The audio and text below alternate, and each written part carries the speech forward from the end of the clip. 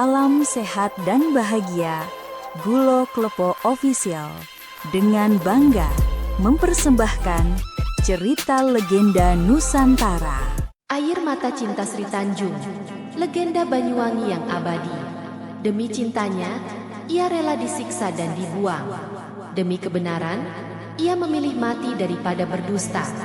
Namun dari tubuhnya yang terbaring di tepi sungai, harum mewangi menyebar, hingga lahirlah nama Banyuwangi. Apakah cinta setulus itu masih ada di dunia hari ini? Assalamualaikum warahmatullahi wabarakatuh. Salam sejahtera untuk kita semua. Halo sahabat legenda dimanapun berada. Semoga kalian selalu diberi kesehatan, kebahagiaan, dan cinta yang tulus dalam hidup ini. Sebelum kita mulai kisah yang sangat menggetarkan hati ini, jangan lupa untuk subscribe dan nyalakan lonceng notifikasi agar tidak ketinggalan cerita rakyat legendaris berikutnya. Hari ini kita akan menyelami sebuah legenda dari tanah timur Pulau Jawa tentang cinta, pengkhianatan, dan keajaiban yang melahirkan nama Banyuwangi. Di balik harum airnya, tersimpan kisah air mata dan kesetiaan seorang wanita bernama Sri Tanjung. Kisah ini tercatat dalam berbagai naskah kuno dan berkembang turun-temurun dalam lisan rakyat di daerah Banyuwangi. Siapkan hati kalian, karena kisah ini akan membawa kita menyusuri lorong waktu, hingga kita bisa merasakan cinta yang begitu dalam, pengorbanan yang menyayat, dan keajaiban yang hanya bisa lahir dari kejujuran seorang perempuan. Di sebuah kerajaan besar di timur Pulau Jawa, hiduplah seorang raja bernama Prabu Sulah Kromo. Ia adalah raja yang berkuasa penuh, namun ambisinya melebihi batas kebijaksanaan. Dikenal sebagai penguasa keras yang tak suka dibantah, ia lebih mencintai kekuasaan daripada rakyatnya. Namun demikian, kerajaan itu tetap tertata. Semua karena kehadiran Pati Sidopekso, seorang abdi setia dan bijak yang mampu menjaga kestabilan negeri meski sang raja sering bertindak semaunya. Sidopekso tak hanya cerdas dan tegas, tapi juga memiliki istri yang cantik jelita dan berhati mulia, Sri Tanjung. Keindahan para Sri Tanjung tersiar hingga ke telinga Prabu Sulah Kromo. Suatu hari ketika sang Pati menghadap ke istana untuk mengurus pemerintahan, Sri Tanjung ikut mendampinginya. Saat itulah, Prabu melihat langsung pesona wanita itu dan diam-diam hatinya terguncang. Mulai hari itu, Prabu Sulah Kromo tak bisa menahan gejolak hatinya. Ia menginginkan Sri Tanjung. Namun, ia sadar, wanita itu adalah istri orang kepercayaannya sendiri. Tapi, baginya, tidak ada yang mustahil. Keinginan raja adalah hukum. Maka, ia mulai menyusun rencana busuk, memisahkan Sri Tanjung dari suaminya, agar ia bisa memiliki wanita itu tanpa perlawanan. Hari-hari berikutnya, Prabu kerap memanggil Sidopekso untuk misi ke luar negeri, mempercayakan kerajaan pada tangan lain. Namun, sesungguhnya itu hanya upaya agar Sri Tanjung tertinggal di istana. Raja berharap bisa mendekati wanita itu saat suaminya tak di rumah. Sri Tanjung yang anggun dan berbudi, tak sedikit pun memberi celah. Ia tahu betul batas dirinya. Hatinya hanya untuk Sidopekso, dan kesetiaannya teguh seperti batu karang di tengah ombak. Tapi bagi Prabu, penolakan adalah hinaan. Dan penghinaan kepada raja harus dibayar mahal. Prabu pun mulai menyiapkan fitnah yang akan mengguncang keharmonisan rumah tangga Sri Tanjung dan Pati Sidopekso. Fitnah yang kelak akan mengubah aliran sungai dan mengalirkan kisah yang akan dikenang sepanjang masa. Setelah beberapa kali gagal mendekati Sri Tanjung, Prabu Sulah Kromo mulai menyadari bahwa kecantikan wanita itu tak bisa dimiliki dengan paksa. Tapi ia juga tahu bahwa jika cinta tak bisa didapat dengan rayuan, maka ia akan merebutnya dengan tipu daya. Pada suatu malam yang gelap, Prabu memanggil salah satu pengawalnya yang paling setia namun licik dan berbisik di telinganya. Sebarkan kabar bahwa aku dan Sri Tanjung sudah saling jatuh cinta diam-diam. Biar rakyat percaya, dan biar Sidopekso terbakar oleh cemburu. Tak butuh waktu lama, fitnah itu menyebar bak api di padang ilalang kering. Dari sudut istana hingga pojok pasar, bisik-bisik tentang kedekatan Sri Tanjung dan sang raja mulai terdengar. Semakin lama, cerita semakin membesar, bahkan melebihi kenyataan. Pati Sidopekso yang selama ini memegang kepercayaan penuh pada istrinya, mulai terusik. Ia mencintai Sri Tanjung sepenuh hati, Tapi bisikan-bisikan pengkhianatan itu seperti belati yang tak kasat mata. Luka kecil yang makin hari makin dalam. Saat pulang dari tugas luar negeri, ia melihat Sri Tanjung di rumah dengan wajah tenang seperti biasa. Namun dalam hatinya, badai curiga sudah tak tertahan. "Sri," katanya lirih, "ada yang harus kau jawab padaku." Sri Tanjung mengangguk lembut. "Apa yang ingin kau ketahui, suamiku?" Benar, dalam tatapan matanya masih ada cinta. Tapi bagi Sidopekso, setiap kalimat manis bisa jadi jebakan. "Apa benar kau sudah tidak setia padaku? Apa benar kau telah memberikan hatimu kepada Prabu Sulakromo?" Bagai disambar petir, Sri Tanjung menahan napas. Tubuhnya gemetar, bukan karena takut, tapi karena hatinya hancur oleh tuduhan itu. "Demi segala yang suci, tidak, Kakanda. Tidak, aku tetap wanita yang sama, wanita yang kau nikahi dengan hati murni." Tapi kata-kata itu tak mampu melawan racun fitnah yang telah ditanam Prabu dalam hati sang patih. Semakin Sri Tanjung meyakinkan, semakin hatinya dipenuhi curiga. "Kau terlalu tenang, terlalu pandai bicara, seperti wanita yang menyembunyikan sesuatu." Sri Tanjung hanya bisa menangis, tak bisa membalas tuduhan dengan apapun kecuali kejujuran. Namun terkadang, kejujuran di dunia yang telah dikaburkan fitnah terasa seperti kebohongan yang paling menyakitkan. Akhirnya, Patih Sidopekso, yang dulu melindunginya dari bahaya apapun, kini menjadi tangan pertama yang menyeretnya ke gerbang hukuman. "Sri Tanjung," katanya tegas, "besok pagi kau akan kubawa ke tepi sungai. Di sana, jika kau tetap bersumpah kau tak bersalah, maka biarlah alam yang menjawab apakah kau masih murni atau pengkhianat sejati." Fajar baru saja menyingsing saat Patih Sidopekso menggiring istrinya menuju tepi sungai. Langit masih kelabu, embun menggantung di pucuk-pucuk daun. Tapi hati Sri Tanjung sudah basah oleh luka yang lebih dalam dari sungai itu sendiri. Di sepanjang perjalanan, para warga diam memperhatikan. Tak seorang pun berani bertanya. Semua tahu, ketika seorang wanita didakwa berkhianat kepada suaminya dan bahkan dituduh menjalin hubungan terlarang dengan raja, hanya takdir dan alam yang bisa menjadi hakim terakhir.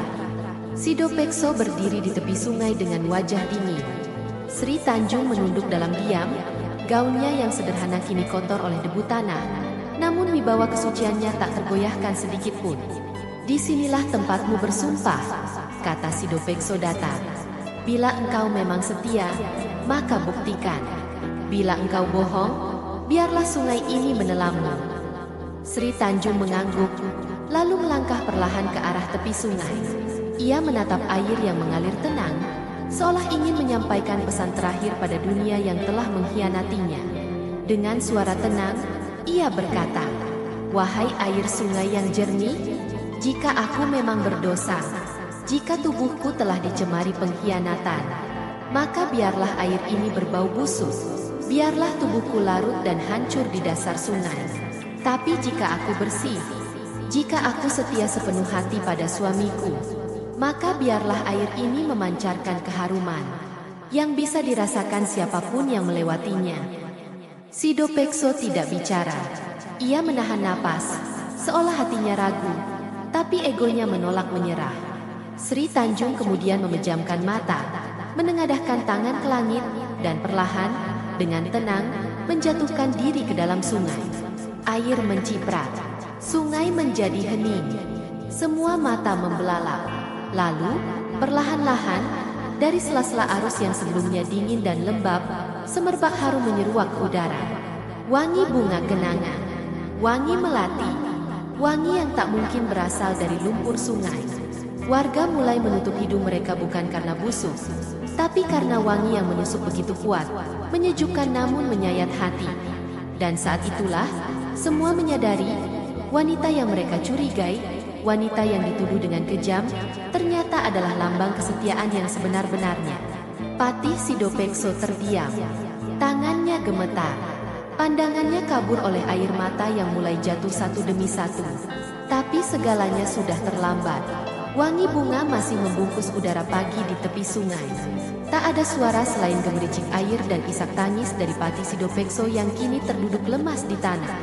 Matanya menatap kosong ke aliran air yang membawa sisa-sisa kain putih milik Sri Tanjung, istrinya, wanita yang telah ia khianati bukan dengan tangan, tapi dengan keraguan. Ia terdiam dalam gemuruh penyesalan yang tak bisa diungkap dengan kata-kata. Rakyat yang menyaksikan hanya bisa menunduk. Tak ada satupun yang berani menyentuhnya. Bagaimana bisa mereka menghibur seseorang yang telah menghukum cinta sejatinya sendiri? Sidopekso terhuyung, berjalan perlahan ke tengah sungai. Di sanalah ia menengadahkan wajahnya ke langit dan berteriak sekuat tenaga. Sri Tanjung, maafkan aku. Suara itu menggema, tapi tak ada jawaban. Hanya angin yang berbisik lembut, seolah membawa suara Sri Tanjung ke alam yang lebih tenang. Sidopekso kembali ke istana dengan langkah lemah. Ia tak peduli pada pandangan rakyat, pada tugas, bahkan pada Prabu Sulakromo. Yang ada di dalam benaknya hanyalah satu kalimat yang terus berputar-putar, mengapa aku tidak percaya padanya? Ketika Sidopekso menghadap Prabu Sulakromo, matanya penuh kemarahan dan kesedihan. Tuan, aku tahu sekarang, semua ini adalah permainanmu. Prabu Sulakromo tak menyangkal. Ia hanya diam, seakan tak peduli. Aku raja, katanya singkat, dan raja berhak mencintai siapapun yang ia inginkan. Sidopekso mencabut kerisnya, tapi bukan untuk menyerang. Ia menjatuhkannya ke tanah dan berkata, kau telah membunuh wanita yang paling suci, dan aku membiarkannya. Sang Patih mengundurkan diri saat itu juga. Ia meninggalkan istana, meninggalkan jabatan, dan mengasingkan diri di sebuah hutan, hidup dalam pertapaan. Dalam sunyi, ia menghabiskan hari-harinya dengan menangis, berdoa, dan mengenang kehangatan suara Sri Tanjung yang tak pernah berdusta. Rakyat mulai menyebut sungai itu dengan nama baru. Karena dari airnya yang kini harum dan jernih, muncul keyakinan bahwa tempat itu telah disucikan oleh kesetiaan sejati. Banyu artinya air, wangi artinya harum. Maka sungai itu pun disebut Banyuwangi, bukan karena keindahannya, tapi karena dari situ lahir pelajaran bahwa cinta sejati tak pernah mati, bahkan ketika tubuh telah terbaring di dasar sungai. Setelah kepergian Pati Sidopekso dan kematian Sri Tanjung yang tragis, istana yang dahulu megah mulai terasa dingin. Meskipun tampak gemerlap dari luar, angin yang berembus di balik dinding emas itu membawa bisikan dosa yang mulai menggerogoti jiwa Prabu Sulakromo. Awalnya, sang raja menganggap semuanya sebagai kemenangan. Ia telah menyingkirkan hambatan yang menghalangi keinginannya. Tapi hari-hari berlalu, dan mimpi-mimpi buruk mulai datang. Setiap malam, Prabu Sulakromo terbangun dengan keringat dingin. Ia melihat Sri Tanjung dalam tidurnya, berdiri di tepi sungai, mengenakan kain putih, menatapnya tanpa marah, tapi dengan luka yang tak bisa dimaafkan. Rakyat pun mulai berbicara di balik bayang-bayang. Mereka menyebut air sungai itu, air kesetiaan, tempat di mana wanita suci menyucikan namanya dari fitnah kekuasaan. Kepercayaan pada sang raja mulai goyah. Bisik-bisik menjadi gemuruh. Para penasehat istana tak lagi bicara setegas dulu. Mata-mata mulai menatap Prabu dengan kecurigaan. Bahkan prajurit pun diam-diam membandingkan wangi air Banyuwangi dengan busuknya hati raja mereka. Suatu malam, petir menyambar menara istana. Sebagian atap runtuh, dan para pendeta menganggapnya sebagai pertanda buruk. Tuan, ini bukan hal biasa, kata mereka. Alam sedang menunjukkan murkanya. Namun Prabu Sulakromo tetap sombong. Aku adalah raja. Alam bukan penentu takdirku. Tapi tubuhnya sendiri mulai menua lebih cepat dari waktu. Wajahnya pucat, matanya cekung.